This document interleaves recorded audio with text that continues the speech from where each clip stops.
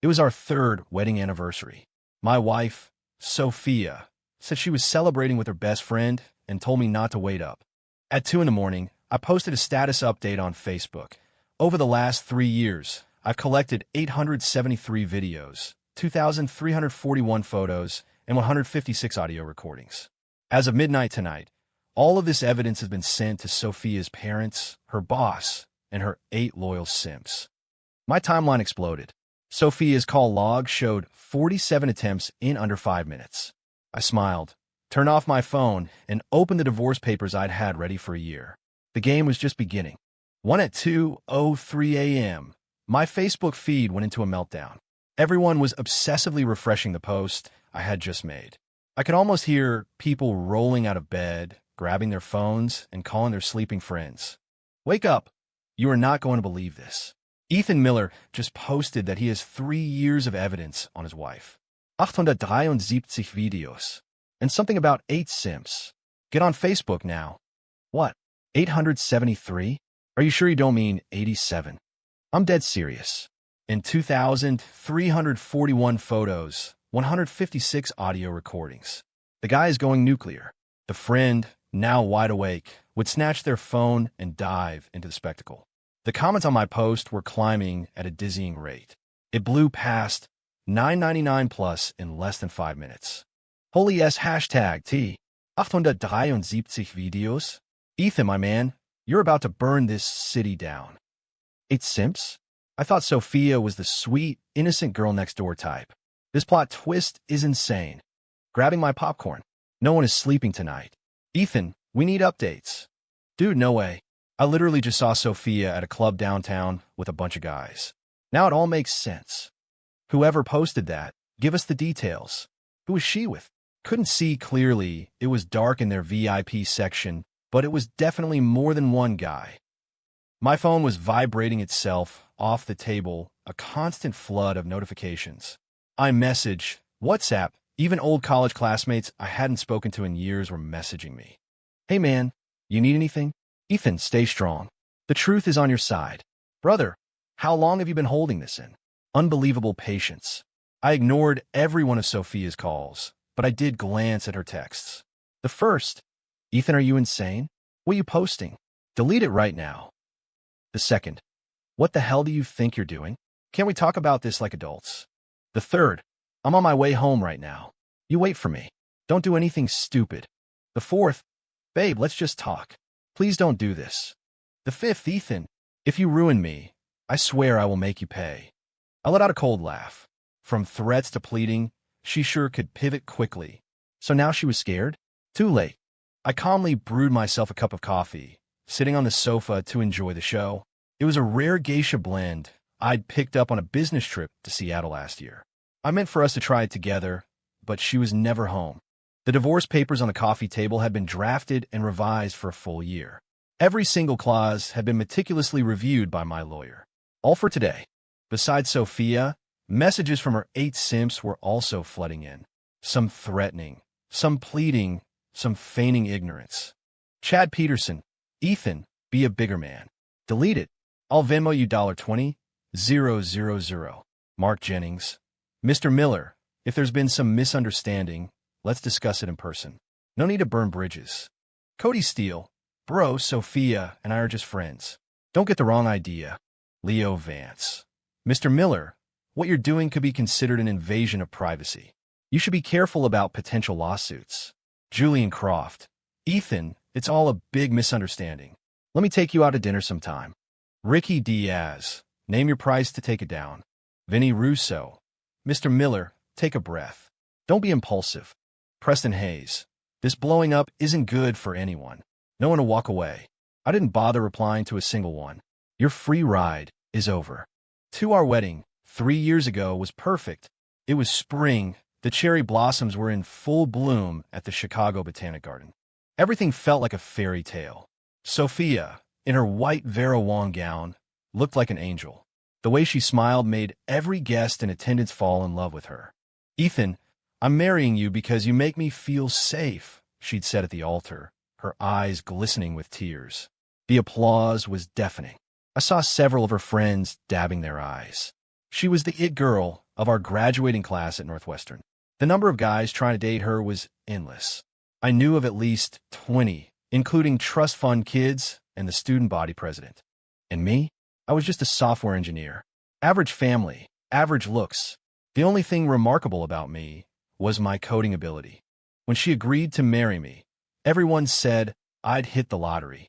Did Ethan Miller save the world in a past life or something? How did he land Sophia? It must be true love. There's hope for us nerds yet. I believed it, too. The first month of our marriage was genuinely sweet. She'd make me breakfast, even if it was just scrambled eggs and toast. She'd bring me dinner when I worked late, even if it was just takeout.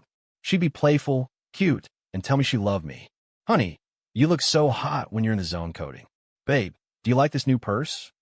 I love you so much, Ethan. Waking up every morning and seeing her asleep next to me, I felt like the luckiest man on earth. If only time could have stopped right there. The change came in the second month. It was a Friday, and I was stuck at the office for a late night. We were pushing a major product launch, and the whole team was in crunch mode. By the time I fixed the last bug, it was already 1 a.m.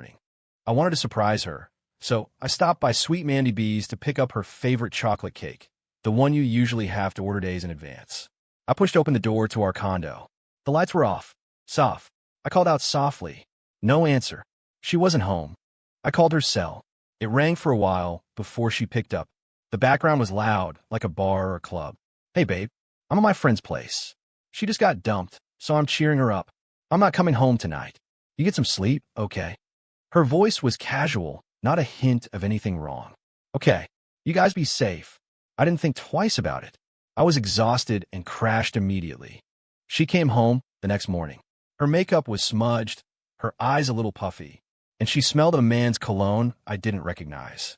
It was a heavy, musky scent, definitely not something a woman would wear. My friend insisted on going to a bar, and some guy was hitting on us. I guess the smell rubbed off, she explained nonchalantly as she took off her jacket. I noticed a faint red mark on her neck. What's that? I asked, pointing. She instinctively covered it. Oh, probably just a rash. My skin has been sensitive lately. I chose to believe her. But incidents like this became more frequent. Late nights out, always explained away as a girl's night. My friend got dumped again. It's my friend's birthday. My friend is getting married. We're planning the bachelorette party. Her phone was always face down on the table, which she claimed was to save battery. Honey, the radiation from a screen is bad for your skin. Her text notifications would be deleted instantly, which she blamed on OCD. I just can't stand seeing those little red dots. I have to clear everything. Slowly, the suspicion began to creep in. This friend of hers seemed to have a lot of bad luck. Dumped every other week? 3 birthdays in a single month? The dam broke the day I found a receipt in her car. A bill from a high-end private club for a party of 8. The total was over $10,000. The date on it was the same night she claimed to be consoling her friend. I scanned the itemized list. 2 bottles of Hennessy Richard, $8,000. Emperor's Platter, $1, $500. VIP hostess fee, $500. And a few other charges I didn't recognize. The most glaring detail was in the notes section, Sophia's B-Day bash. Her birthday wasn't for another month. I held that receipt, my hands trembling, not from anger, but from a profound, chilling coldness.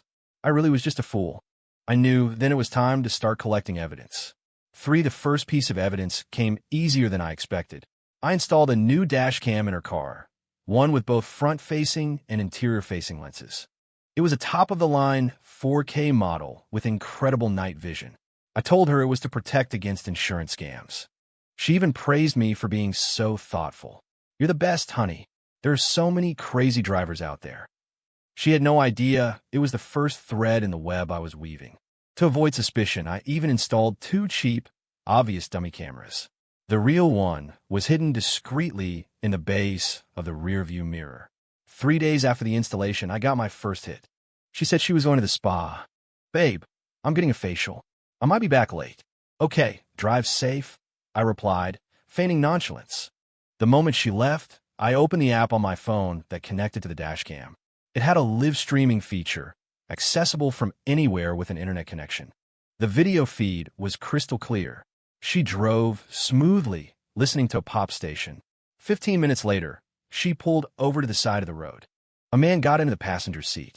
He looked to be in his late 30s, wearing a tailored suit and a Rolex. "Sophia, baby, it's been too long. I missed you like crazy," he said, immediately reaching for her waist. Sophia giggled and pushed his hand away. "Stop it, I'm driving. Your husband working late again today?" "Him? He's always working late. He deserves that miserable grind. That's the life of a 9 to 5 corporate drone. Not like me. I take a vacation whenever I want. You're still the smart one, Sophia. Found yourself a nice, stable guy to pay the bills." Pay the bills. Those words stabbed me like a needle. Of course. How else could I afford my lifestyle? His salary alone wouldn't even cover my shopping habit. Speaking of which, did that Chanel bag we saw last week come in yet? It did. It's $5,000. Are you sure? For you, Sophia, I'd spend $50,000. They chatted happily, completely oblivious to the fact that their entire conversation was being recorded. I choked back my rage and kept watching. They drove to an exclusive country club on the outskirts of the city. I knew the place. It was members only, with an annual fee of $50,000. They were inside for 2 hours. When they came out, Sophia's hair was a little messy, her face flushed. Her lipstick was smeared, and she'd clearly tried to fix in a hurry. The man had a noticeable lipstick stain on his collar. They talked in the car for a few more minutes. "When can I see you again?" "We'll see. He's been a little suspicious lately. You want me to take care of him for you?" "Don't be stupid. He's still useful. The mortgage, the car payments. He covers all that. I'm not paying for it myself." So that's what it was. In her eyes, I was just a walking ATM, a machine for paying off loans. And I knew the man, Chad Peterson. He was one of her most persistent admirers back in college. A trust fund kid who drove a Porsche and made a huge show of his wealth. He tried to win Sophia over with 999 rose bouquets and Hermes bags. But Sophia chose me. At the time, everyone said it was proof that she wasn't materialistic, that it was true love. Looking back, it wasn't that she wasn't materialistic. It was that what he was offering wasn't enough. This was my first piece of evidence, and the first of the 8 Simps. I saved the full video file, labeling it with the date, location, and name. 2023. 11. 15 _ Chad Peterson _ Oakwood Reserve _ 2 hours. Mepit Batru. The patience of a hunter begins now. In the days that followed, I acted as if nothing had changed. I worked my hours. I was the attentive husband. "Honey, you must be tired. Let me give you a shoulder rub. That new bag looks amazing on you. It's perfect. Where should we go this weekend?" My acting skills improved daily, while her recklessness grew.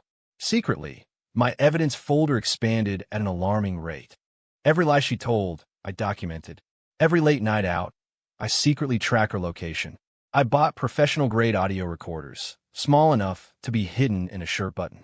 I bought remote viewing security cameras disguised as mundane household objects. I even taught myself basic surveillance techniques, maintaining a safe distance, varying my routes, using an Uber when necessary. After 3 months, I had become a semi-professional private investigator. Gradually, a vast and disturbing network came into focus.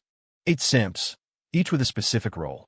Chad Peterson, the trust fund kid, was responsible for luxury goods. Mark Jennings, a VP at her company, handled her professional life and career perks. Cody Steele, the personal trainer, took care of her physical fitness needs.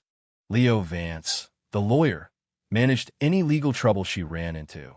Julian Croft, the med spa owner, was in charge of her cosmetic upkeep. Ricky Diaz, the nightclub owner, provided her with endless entertainment. Vinny Russo, the used car dealer, supplied her with new vehicles. Preston Hayes, the finance manager, managed her investments. One bought her purses, another took her on vacations. One was her boss, another a business partner. Each of them thought they were the special one. Each one believed he had a real shot with her. And I was just a chump at home paying the mortgage. The most absurd part? They all knew each other. They would frequently hang out with her as a group of 8. Yet each one pretended not to know the other's true relationship with her. The discovery made me laugh a bitter, hollow laugh. The first rule of Simp Club, apparently, is you don't talk about Simp Club. Less than half an hour after my Facebook post went live, the front door burst open. Sophia stormed in, still wearing the black Chanel dress she'd left in last night. A dress that cost $3,000. Her makeup was a wreck, mascara streaked down her cheeks like war paint. One of her fake eyelashes was dangling precariously. "Ethan, are you out of your mind? Do you have any idea what you're doing?" She lunged for my phone, her heels clacking furiously against the hardwood floor. I sidestepped her easily and took another calm sip of my coffee. "I am perfectly sane, more clear-headed than I've ever been. Delete it. Delete it right now. Do you hear me?" She shrieked, her voice sharp enough to shatter glass. All her usual elegance gone. "Delete it? Why? I'm just sharing a record of my life. Just like you do with your curated, perfect life on Instagram." Ew. She was trembling with rage, her chest heaving. Suddenly, she took a deep breath, and her entire demeanor shifted. The tears came on command, a perfect, crystalline torrent. "Honey, whatever misunderstanding we've had, we can talk it through. You're embarrassing me in front of everyone. I know I've been distant lately. It's all my fault. Can we please just start over?" She moved to hug me, but I stepped away. The smell of stale champagne, mixed with the cologne of several different men, was nauseating. "Really? And have you cared about my embarrassment for the last 3 years?" I turned on the television and mirrored a video from my phone. On the 65-inch screen, the image was brutally clear. She was at a fancy restaurant, feeding a man a piece of foie gras. He leaned in, and she giggled, playfully licking his fingers. I knew him, too. Mark Jennings, the VP from her company. A married man in his 40s with 2 kids. The color drained from Sophia's face. That was a work dinner. You're taking it out of context. A work dinner? Does your work require him to feed you? Does it require you to sit on his lap? I switched to another video. This time, it was a karaoke bar. She was surrounded by 3 men. Chad Peterson, Cody Steele, and Ricky Diaz. She was holding a drink, playing Truth or Dare. "Okay, Sophia, your turn. Truth or Dare?" "Dare. Kiss the most handsome guy in the room." She giggled, stood up, and made a show of looking around before walking over to Chad and planting a long, deep kiss on him. The scene was graphic and revolting. "Enough," she screamed, all pretense finally gone. "Fine. Yes, I see other men. So what? You make, what, 100,000 a year? Do you have any idea how little that is? How am I supposed to live on that? The mortgage is $4,000 a month. The car is another $1,000. Condo fees and utilities are $1,000. And that's before we even eat. What does that leave you with? I need to maintain my appearance. I need new clothes. I need to live a certain lifestyle. Can you give me that? A single facial costs $500. A tube of lipstick is $60. Do you know how much this dress costs? $3,000. That's your entire paycheck for a month. Ethan, you are a pathetic, useless man. If you weren't so damn naive, do you think I would have ever married you? If I didn't need someone to pay off my loans, do you think I could stand being with you? Who do you think you are? Prince Charming? Take a look in the mirror." There it was, the real her. I applauded slowly. "Well said. In that case, let's get a divorce."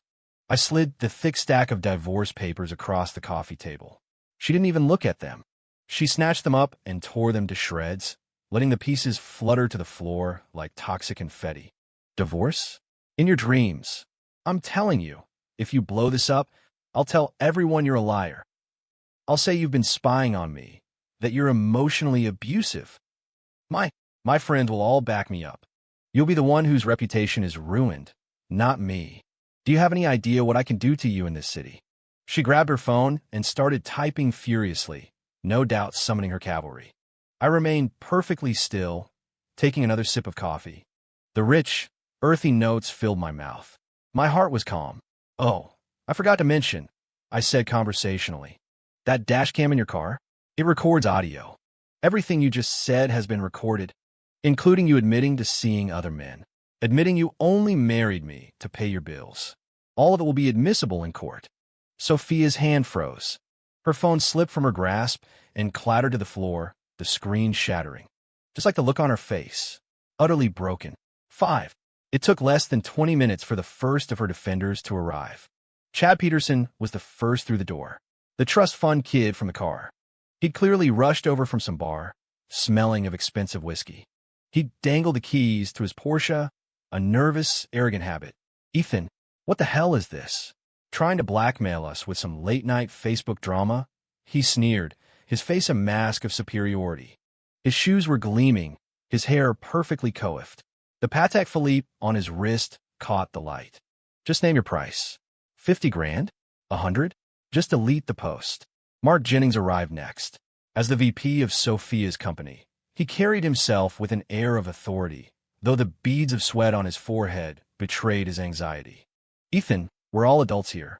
Let's talk this through, he said, his voice a low, placating rumble. This kind of public display is damaging to Sophia's reputation. Let's be civilized. The rest of them trickled in shortly after. Cody Steele, the muscle-bound personal trainer, rolled up his sleeves as he entered. Who's messing with Soph? Leo Vance, the lawyer, pushed his gold-rimmed glasses up his nose. Legally speaking, this constitutes a severe invasion of privacy. Julian Croft, the med spa owner whose work was written all over Sophia's face, rushed to her side with a tissue. Sophia, darling, don't cry. You'll ruin your makeup. Ricky Diaz, the nightclub owner, walked in with a cigarette dangling from his lips. Come on, Ethan, give me a break. Vinny Russo, the car dealer who supplied Sophia's rides, jingled a set of keys. Hey, let's all just talk this out. No need for bad blood. Preston Hayes, the finance bro, was the last to arrive, still closing a deal on his phone. All 8 of them gathered in my living room. It was surreal. They positioned themselves strategically. Chad and Mark stood at the front, the clear leaders. Cody stood off to the side, flexing, ready for a fight. Leo observed from the back, analyzing. The other 4 scattered, acting as backup. Sophia sat on the sofa, playing the victim, her earlier ferocity replaced by a fragile, damsel-in-distress act. They descended on me at once, a chorus of threats and pleas. Ethan, a man has to be generous. Sophia just has a lot of friends. He's right, this isn't good for anyone. As a lawyer, I'm advising you that you're in serious legal jeopardy. Just name a price, man. How much to make this go away? We're all men here. Why go after a woman like this? Mr. Miller, for my sake, let's just drop this. I let them perform, a silent audience, to their ridiculous play. Each of these men thought he was special. Each one thought he was Sophia's true love, and the others were just friends. And now, even though they clearly knew each other from their group outings with her, they were pretending to be strangers, offering curt, professional nods. Gentlemen, I finally said, how about I show you something interesting? I mirrored my phone to the television, pulling up a Google sheet. The data was neatly organized. A 3-year summary of expenses. Please take a look. A wall of text and numbers filled the screen, categorized by name and sorted by date. Chad Peterson. Total contributions, approximately $150,000. This includes 23 designer handbags, 15 pieces of jewelry, and various cosmetics. The most expensive item was a $40,000 Hermes Birkin. Chad's face paled. What? What does this prove? Mark Jennings. Total contributions, approximately $320,000. This includes $110,000 in cosmetic procedures at Julian's clinic and $210,000 in travel expenses. The Maldives, Switzerland, Dubai. Mark was sweating profusely now. Those were business trips. All of them. Cody Steele. Total contributions, $30,000. Never for personal training sessions. Always direct payments before meeting at hotels. The Marriott, the Hilton, the Four Seasons. Cody's muscles seemed to deflate. I went down the list, one by one. With every name, a face in a room grew darker, while the others looked on with dawning, horrified realization. The awkwardness in a room was so thick you could cut it with a knife.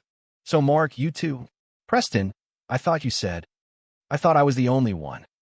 They began to look at each other, their eyes filled with a complex mixture of anger, embarrassment, and the raw humiliation of being played. Wait, Leo the lawyer suddenly interjected. So what if they did? These were consensual transactions between adults. You, Mr. Miller, are the one who broke the law with your illegal surveillance. He was grasping at straws, but he was a lawyer to the end. You all think you were boyfriends on the side? I asked with a cold laugh. Her backup plans? No, you weren't even that.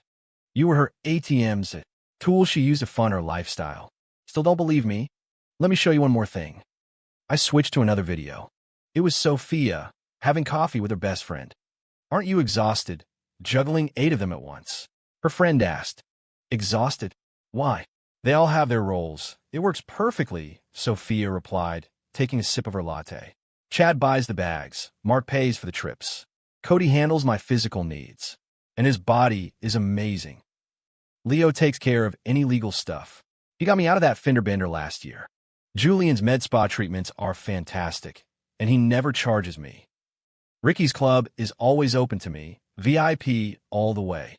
Vinny gets me a new car whenever I'm bored with the old one, even if they're used. And Preston invests my money for me, even though he's not very good at it. Her friend laughed. You're a genius. So what about your husband? Him. Sophia scoffed. He pays the mortgage and the car loans. A very important role. Besides, he's so wonderfully naive. He never questions anything. The perfect tool. The video ended. The living room was dead silent. The 8 men stared at each other, the air crackling with tension. The truth was finally brutally clear. They were all just tools in her toolbox. Just as the Simps were processing their shared humiliation, the doorbell rang again. This time, it was our parents. My parents live in the city, a half-hour drive away. Sophia's parents live in the suburbs, but they'd made it here in record time. Sophia had obviously called them first, feeding them a hysterical story about how I'd gone crazy and was trying to destroy her. My parents had come because my friends, seeing my Facebook post, had called them in a panic. Sophia's mother burst in and pointed a trembling finger at me. She was a woman in her 50s, well-preserved, but with a hardness around her eyes that betrayed her nature. Ethan Miller, what kind of man are you? She screeched. You can't even protect your own wife, and now you want to ruin her reputation? My daughter marrying you was the luckiest day of your life. You're nothing but a broke programmer who got lucky. Sophia's father, a portly man with a prominent beer belly, puffed out his chest. You delete that post right now, and you get on your knees and apologize to Sophia. You hear me? Or we'll call the cops. We'll sue you for slander until you have nothing left. My own parents just looked disappointed.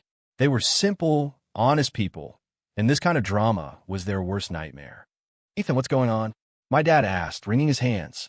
Can't you two solve this privately? My mom's eyes were red. Yes, your family. Why make such a scene? Ethan, maybe you should just apologize first. I stood up, surveying the chaotic scene in my living room. With more than a dozen people, it felt like a twisted press conference. Since everyone is here, I said, my voice cutting through the noise, let's all watch the truth together. I turned on the projector and began playing a video I had spent the last month editing. A highlight reel of the greatest hits. The first scene showed Sophia in a hotel room, counting stacks of cash on the bed. There had to be at least $10,000. A good month, she said to herself. That idiot Chad bought me another purse, and Mark is covering my spa treatments for the whole year. This should be enough for a down payment on that Maserati. The timestamp on a video was 3:00 a.m. In the background, a man was asleep in the bed. From the build, it was probably Cody. The next scene cut to another coffee shop conversation with a friend. This was the full, unedited version. Does your husband really not know anything? Him? He's a robot who only knows how to code. He believes anything I tell him. Last month, I told him I was donating to a charity, and he gave me $2,000. I bought a new wallet with it, she said, laughing. He's the perfect long-term meal ticket. Why else would I marry such a boring man? He just stares at a computer all day. He's like a dead fish in bed.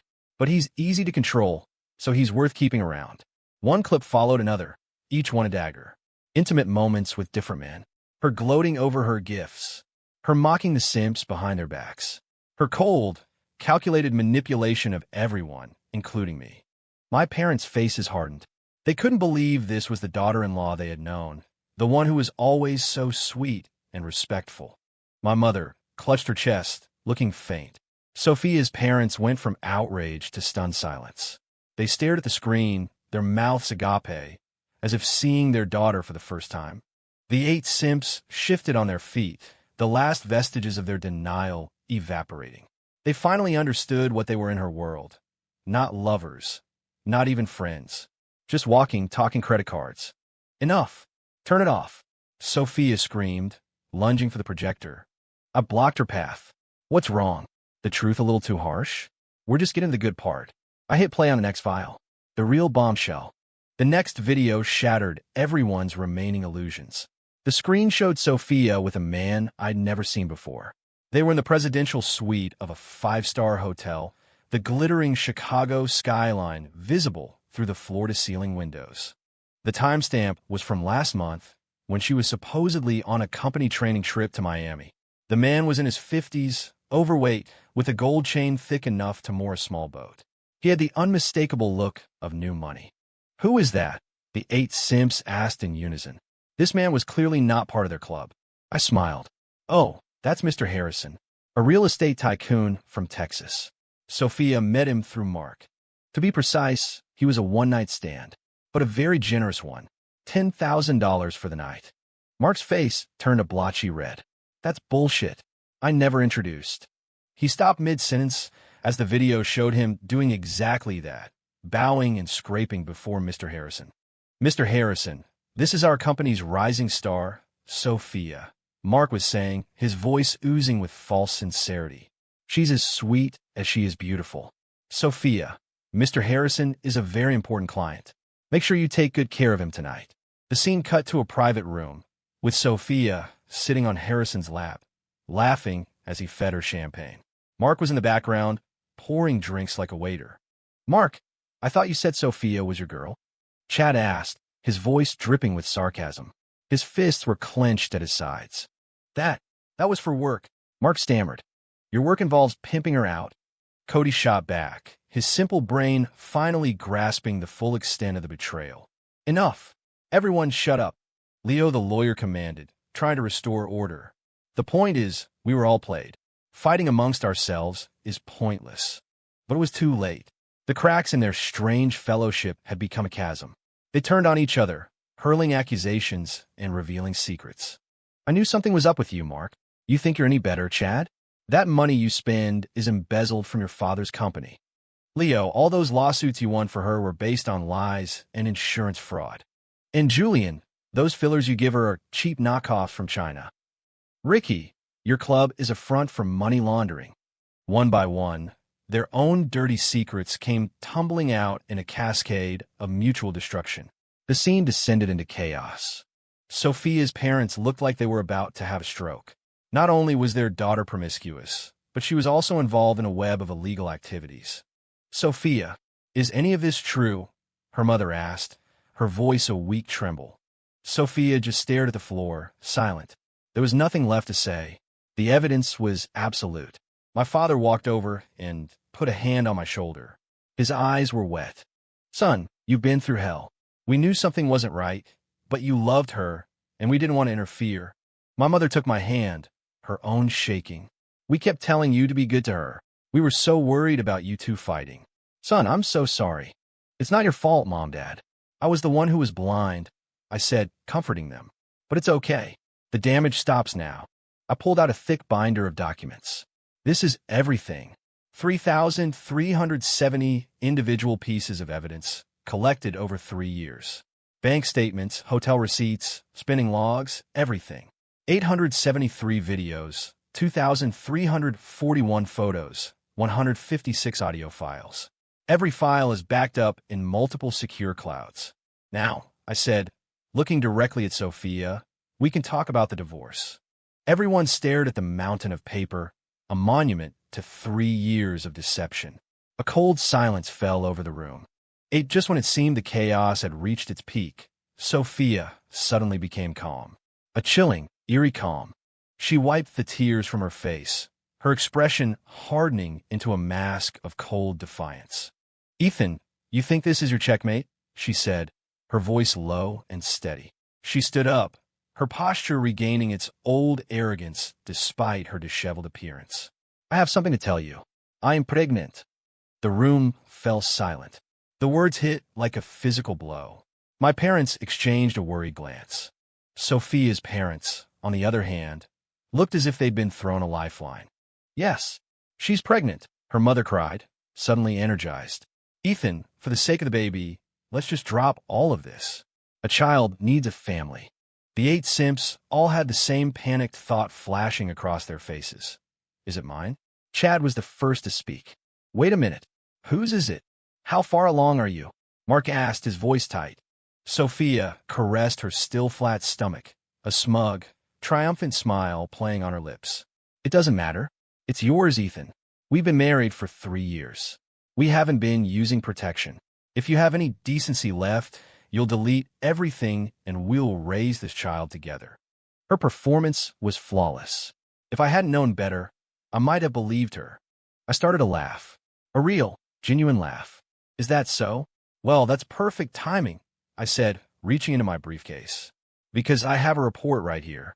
I held up a file from a well-known medical lab. A non-invasive prenatal paternity test. I actually had 3 separate labs run the test, just to be sure. The conclusion is unanimous. The fetus shares no genetic markers with me. The probability of paternity has been excluded at 99.99%. The color drained from Sophia's face. That's impossible. How could you? Oh, I forgot to tell you, I explained calmly. When I went with you to your first OB/GYN appointment last month, I arranged for some extra blood to be drawn. I told you it was for a comprehensive health screening, and you didn't even blink. Technology is amazing, isn't it? I passed the reports around the room. According to the DNA analysis, I continued, pausing to look at the 8 sweating, anxious faces. The father is none of you. Sorry to disappoint. A collective, confused sigh of relief went through the group. The father is Mr. Harrison, the gentleman from the video. Turns out Sophia was trying to extort $5 million from him. I have the recording of that call, too. The revelation was the final, fatal blow. Sophia's parents looked like they might actually faint. Their perfect daughter was having a baby with a married stranger she'd slept with for money. The 8 simps now looked at themselves, the ultimate fools. They had been funding the lifestyle of a woman who was having another man's child. The ultimate cucks. Now, in the moment the last truth bomb dropped, Sophia shattered. She collapsed onto the floor, a heap of ruined glamour and broken lies. You knew, she whispered, her voice a hollow rasp. You knew all along, didn't you? This whole time, you were just acting? I nodded. I knew from the very first lie. The second month we were married. You said you were with a friend, but you were with Chad Peterson. Room 2816 at the Hilton. Then why? Her voice cracked. Why wait until now? Because I wanted everyone to see the real you, I said, my voice devoid of emotion. I wanted you to see the real you. Do you have any idea what my life has been like for 3 years? Watching you lie every single day. Watching you treat me like an idiot. I had to act too. I played the part of the loving, trusting fool. It was exhausting. Much harder than coding. The simps, now fully awakened from their stupor, were consumed by rage. Sophia, I spent over 150 grand on you. Chad roared, ripping off his tie. You played me for a fool. 300,000. Mark shrieked, his professional facade crumbling. My wife is going to kill me. They all began shouting out the amounts they'd lost, a chorus of the damned. Tens of thousands for personal training and hotel rooms, hundreds of thousands in legal fees and cosmetic procedures. All told, their collective contributions were well over $1 million. And for what? To fund her trysts with other men and to finance her pregnancy by a man they didn't even know. You all deserved it. Sophia suddenly screamed, laughing maniacally. You were like pathetic puppies, following me around, begging for attention. Did you really think I loved you? You loved the idea of sleeping with me. That's it. You're all just as pathetic as he is. She had finally, irrevocably burned every bridge. You have 3 days to pay me back, Leo said, his voice dangerously quiet, the lawyer's menace returning. Or I will use every piece of dirt I have on you to make sure you spend the next decade in prison. The others joined in, a cacophony of threats. You'll pay us all back. I know people who can make you disappear. My parents pull me toward the door. Son, let's go. This is over. As I was leaving, I turned back one last time to look at the woman who was once my wife, now a broken mess on the floor. Oh, one more thing, I said, a final parting gift. I forwarded all the relevant evidence, hotel receipts, photos, text messages, to each of your wives and girlfriends. Timestamps and room numbers included. Good luck. As if on cue, 8 cell phones began to ring at once, a symphony of destruction. A chorus of screaming wives and girlfriends echoed through the room as I closed the door behind me. The game was over. The next day, I officially filed for divorce. With the mountain of evidence I provided, the case was fast-tracked. The court clerk who processed the paperwork just stared at me. Over 3,000 pieces of evidence? Are you writing a book? No. Lydia, I'm just balancing the ledger. Sophia, desperate, hired a team of high-powered lawyers. They argued that I was an emotionally distant husband, that my workaholic nature drove her to seek comfort elsewhere. They argued that my income was marital property and that she was entitled to half. My lawyer, a shark who specialized in contentious divorces, just smiled. When it was my turn, I presented my own evidence, a meticulously detailed ledger of every single dollar I had earned and spent over the past 3 years. I showed how her household expenses, driven entirely by her lavish spending, exceeded my total income, forcing me to dip into my premarital savings. I showed receipts for $100,000 in cosmetics, for a closet containing 47 designer bags and over 100 pairs of shoes. Then, I presented the bank statements from her secret accounts, showing the nearly $1 million income she had received from her 8 admirers, money that was never once used for household expenses. The final nail in the coffin was, of course, the paternity test. The judge's decision was swift and brutal. The divorce was granted. Sophia was ruled the at-fault party. She was to receive nothing. No house, no car, no savings. She was, in legal terms, to leave with nothing more than the clothes on her back. She was also ordered to pay back the money I'd spent on her personal luxuries, as it was deemed a malicious dissipation of marital assets. As the verdict was read, Sophia sat there, a hollowed-out shell of the woman she once was.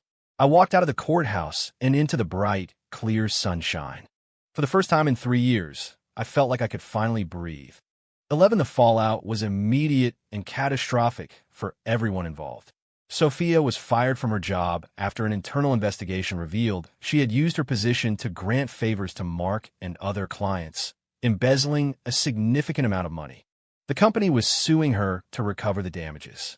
The 8 Simps began their own campaigns of revenge, desperate to reclaim their money and their dignity. But their lives were already unraveling. Chad was arrested for embezzling from his father's company. Mark was fired and blacklisted from the industry. Leo was disbarred for his fraudulent legal practices. Julian's unlicensed med spa was shut down after several clients suffered complications. The rest of them faced similar fates: businesses ruined, careers destroyed, families broken. Sophia's parents, humiliated, sold their house and moved away. Sophia herself had to deal with the wrath of Mr. Harrison's wife, a powerful and vindictive woman who made her life a living hell. The stress caused her to lose the baby. She was left with nothing. No money, no friends, no family, no future. A cautionary tale whispered about in circles that once adored her. 6 months later, I ran into an old college friend. "Hey, have you heard about your ex-wife?" he asked. "Or any of those guys?" I told him I hadn't. He proceeded to give me the rundown. Each of the 8 Simps was a wreck. Chad was in prison. Mark was selling insurance back in his hometown. Cody was working construction. Leo was delivering for DoorDash. Each one a story of a steep and sudden fall from grace. "And Sophia?" he asked. "I have no idea," I said, and for the first time, I realized it was true. And I don't care to know. The ledger was balanced. The book was closed. I was finally free.